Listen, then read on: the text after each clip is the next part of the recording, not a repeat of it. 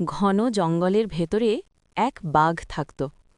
একদিন শিকারীর ফাঁদে পড়ে গিয়ে সে আহত হয়ে পড়ে। দূরে থেকে এক ছোট খরগোশ সেটি দেখল। ঝোপের ভেতর দিয়ে সে ছুটে গিয়ে বাঘটাকে মুক্ত করল।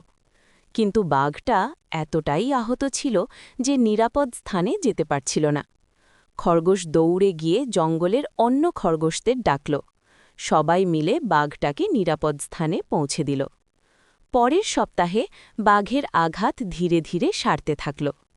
এক রাতে বাঘ খরগোশটিকে কৃতজ্ঞতা জানাতে গিয়ে দেখল খরগোশ এবং তার পরিবার হিংস্র বনকুকুরদের শিকার হওয়ার মুখে। বাঘ তা দেখে সঙ্গে সঙ্গে ছুটে গিয়ে খরগোশকে রক্ষা করল।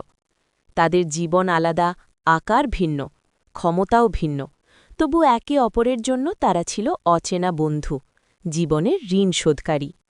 এই গল্পটা যদি মন ছুঁয়ে যায়, একটি লাইক দিন, কমেন্টে অনুভূতিটা লিখুন, আর এমন গল্প পেতে সাবস্ক্রাইব করুন।